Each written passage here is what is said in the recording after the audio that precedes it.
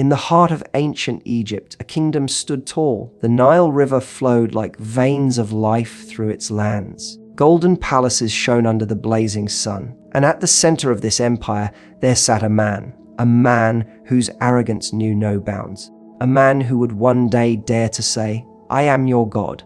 This man was Pharaoh, Pharaoh of Egypt. He ruled with power, he ruled with wealth, and he ruled with terror. His soldiers marched with iron fists. His crown glittered with pride. His words were law, unquestionable and final. But behind this mask of glory hid the ugliest disease of the heart: arrogance, pride, and a false claim that would lead to his horrifying end. Pharaoh was not just a king. He saw himself as more than a ruler. He wanted worship. He wanted obedience, not just of bodies, but of souls. And so he declared before his people, Aina Rabbukum Allah, "I am your Lord, the Most High." Those words shook the earth, but no one dared oppose him. Why? Because fear silenced their tongues, because his cruelty crushed their hope. Under Pharaoh's reign, Bani Israel suffered. They were enslaved, they were beaten, they were humiliated. Their cries filled the night, their tears soaked the sands. And yet, Pharaoh laughed. He saw them not as humans, but as tools. He used them for labor. He used them for his buildings. And worst of all, he sought to control their very future. Pharaoh heard whispers of a prophecy that a child would be born, a child from Bani Israel, a child who would rise against him and overthrow his kingdom. Fear entered his blackened heart. And what did he do? He unleashed horror upon the innocent. He ordered the killing of newborn boys, thousands of innocent babies slaughtered, their mothers screaming, their fathers helpless. And Pharaoh thought he was securing his throne. He thought by spilling blood, he was protecting his crown. But little did he know, the very child destined to challenge him was being prepared by Allah. And so, in the midst of this massacre, a baby was born. This baby's cries echoed with destiny. His name, Musa S. His mother feared for his life. She wept, she trembled. She did not know where to turn. But Allah inspired her heart to place her baby in a wooden box, to lay that box in the flowing Nile, and to trust in Allah's plan. With a mother's tears, Musa ASS floated down the river. The current carried him closer and closer to the very palace of his enemy. Yes, the same Pharaoh who ordered his death would now raise him under his own roof. Pharaoh's wife, Asiya, saw the baby. Her heart melted with love. She begged Pharaoh to let the child live. "Perhaps he may benefit us, or we may adopt him as a son," she said. And by Allah's decree, Musa AS was saved, raised in the very home of the tyrant who wanted him dead. Pharaoh had no idea. The child who would shatter his arrogance, the man who would challenge his false claim of godhood, was sleeping under his own roof. Years passed. Musa's AS grew. He grew strong. He grew wise. And he grew with a heart full of compassion. But one incident would change everything. One day, Musa AS saw an Egyptian fighting a man from Bani Israel. The Egyptian was brutal. The Israelite cried for help. Musa AS stepped in. With a single strike, the Egyptian fell dead. Musa AS was shocked. He had not meant to kill. Fear gripped him, and Pharaoh's soldiers began to search for him.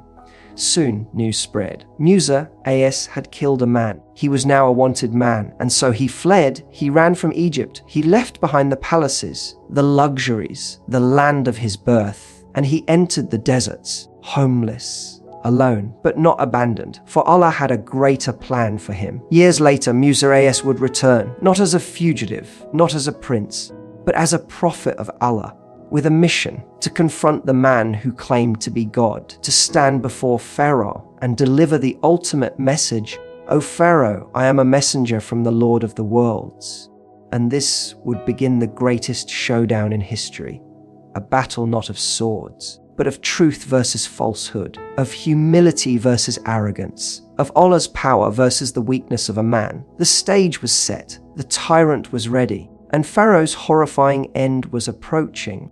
Years had passed. Musa AS was no longer a fugitive. He was no longer the lost man wandering in the desert. He had now been chosen by Allah, chosen as a prophet, chosen as the one who would stand against Pharaoh. It began at Mount Sinai, Musa as saw a fire, a glowing flame in the distance. He walked towards it, and there Allah spoke to him, a voice unlike any other, a call that shook his very soul. Allah said to him, "Go to Pharaoh, for indeed he has transgressed."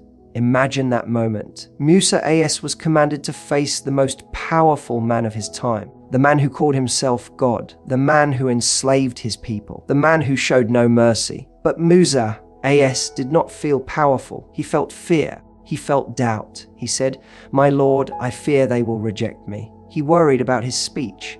He worried about his past. But Allah reassured him. Allah strengthened him, and Allah gave him a companion, his brother Harun's as. Together, they would walk into the heart of tyranny. And so, the day arrived, the doors of Pharaoh's palace opened. Two men walked in, Musa and Harun, simple clothes, simple words. But a message from the heavens. They stood before the throne of gold, before the man who called himself Rab al-Ilah. And Musa as spoke with courage, "O Pharaoh, I am a messenger from the Lord of the worlds." Pharaoh's court went silent. The claim was bold.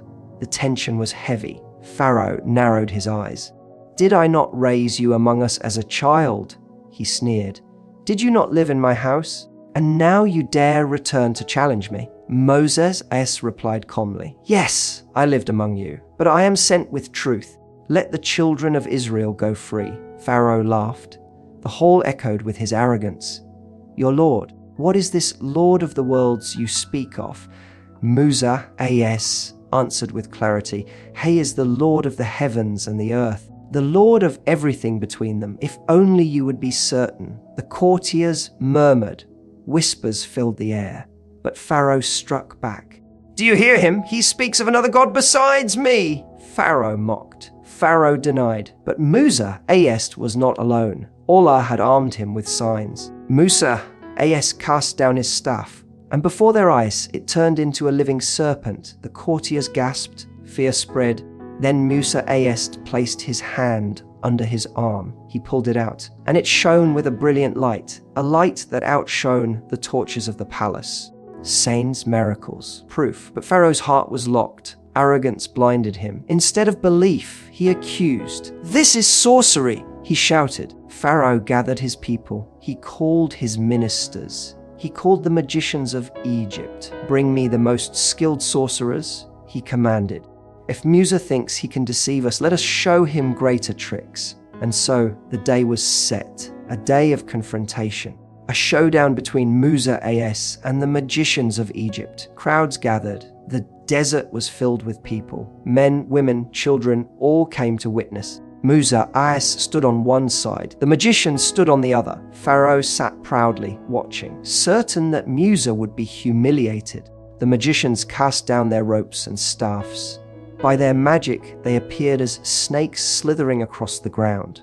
The people gasped. The illusion was powerful. But then Allah inspired Musa as, "Do not fear, you are the superior one." Musa cast down his staff, and this time, the staff swallowed all that they had conjured. One by one, their illusions vanished. The magicians froze, their eyes widened. They knew this was no trick. They knew this was no magic.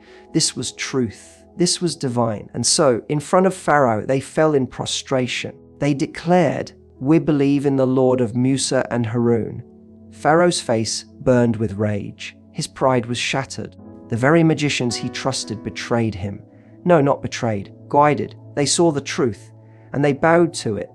But Pharaoh could not bow. His arrogance chained him. His ego blinded him. And so he threatened them. "I will cut off your hands and feet. I will crucify you on palm trees. You will know who is stronger, me or the Lord of Musa." But the magicians stood firm. Their voices rang with courage. "Do what you will. You can punish our bodies, but you cannot touch our souls. We have believed in the Lord of the worlds." Pharaoh was shaken. His throne trembled. His people doubted him, but still he denied. Still he hardened his heart, and still he claimed, "I am your Lord, the Most High." Then came the signs, the punishments. One after another, Allah sent them. The flood, the locusts, the lice, the frogs, the blood, each a warning, each a chance to repent. But Pharaoh's arrogance grew. Instead of turning to Allah, he mocked. Instead of humbling himself, he resisted. And his people suffered because of him. The palace grew restless, the people grew weary. Yet Pharaoh clung to his false claim, clung to his throne, clung to his arrogance. Even as the truth was clear, even as the signs were undeniable, he said, "No, I am your God." And so the stage was set for his end, the most horrifying end in history. Pharaoh had witnessed the truth. He had seen the staff turn into a serpent. He had seen the magician surrender in sajda. He had seen the signs one after another: floods, locusts, lice, frogs, and blood. But every time, instead of bowing to Allah, he grew harder. Every time, instead of humbling himself, he raised his head higher. His arrogance was like fire, and it burned brighter with every sign. Then came the final command. Allah ordered Musa, "Take my servants by night and leave, for surely you will be pursued." And Musa gathered Bani Israel, the weak, the tired, the enslaved, and under the cover of night, they fled Egypt. Their footsteps echoed with hope. Their hearts beat with fear. And behind them, Pharaoh's rage was rising. When Pharaoh heard of their escape, his fury exploded. "How dare they leave my land? How dare they disobey me?" He summoned his army, chariots thundered, swords gleamed, horses roared, and Pharaoh led the chase, a tyrant with thousands of soldiers behind him, and before him the desperate children of Israel. The night was dark, the desert was wide, and soon the fugitives reached the sea, the mighty Red Sea. Waves crashed. Water stretched endlessly before them, and when they looked back, they saw Pharaoh's army approaching. Dust rose in the air. The sound of hooves shook the ground. Terror spread among them. "We are surely overtaken!" they cried. Their hope began to fade, but Musa stood firm, his voice calm, his faith unshaken. "No, my Lord is with me, and he will guide me." At that moment, Allah revealed his command. "Musa, strike the sea with your staff." Musa lifted his staff. He struck the waters, and before their eyes, the sea split. The waters rose like mountains on either side. A dry path opened through the heart of the ocean. Bani Israel stood in shock. They could not believe their eyes, but Musa urged them forward. "Enter! This is Allah's way for you!" And they rushed in, men, women, children, all walking between towering walls of water. The sea would dry beneath their feet, the greatest miracle unfolding before them. Behind them, Pharaoh arrived. His army halted at the shore. They stared in disbelief. The sea split wide open, a road through the impossible. But Pharaoh's pride did not let him stop. "Look! Even the sea obeys me!" he shouted. "March forward!" And his soldiers followed. Chariots clattered. Horses galloped. The tyrant entered the path that was never meant for him. Bani Israel reached the other side, safe, saved. But Pharaoh and his army were in the middle of the sea, and then Allah gave his final command. The walls of water crashed down. The roaring waves returned to their place. The sea swallowed them whole. Pharaoh's chariots overturned. His soldiers screamed. Horses drowned. Armors sank. And Pharaoh himself was dragged into the depths. In that moment of drowning, with water filling his lungs, with death gripping his body, Pharaoh finally broke. He who once said, "I am your God," he who mocked the Lord of the worlds, he who killed innocent babies, he who enslaved thousands, now gasped with his last breath, "I believe! I believe there is no God except the one whom Bani Israel believes in. I am now among those who submit." But it was too late to repent, too late to turn back. Allah's response came as revealed in the Quran. "Now, and you disobeyed before and were among the corruptors." The sea crushed him. The tyrant who ruled palaces drowned like a helpless child.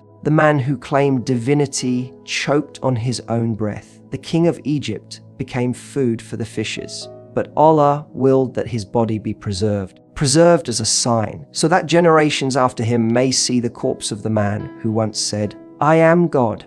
And indeed, his body was later found, mummified, lifeless, silent, but still a warning, still a reminder that arrogance leads only to destruction, that false pride leads only to humiliation, that no matter how powerful a man becomes, he is still nothing before Allah. The story of Pharaoh is not just history, it is a mirror for all time. For leaders who oppress their people, for rulers who think they are untouchable, for men and women who let arrogance blind them. Pharaoh lives on not in power, but in shame, in horror, in the pages of the Quran as the example of what happens when pride reaches its peak.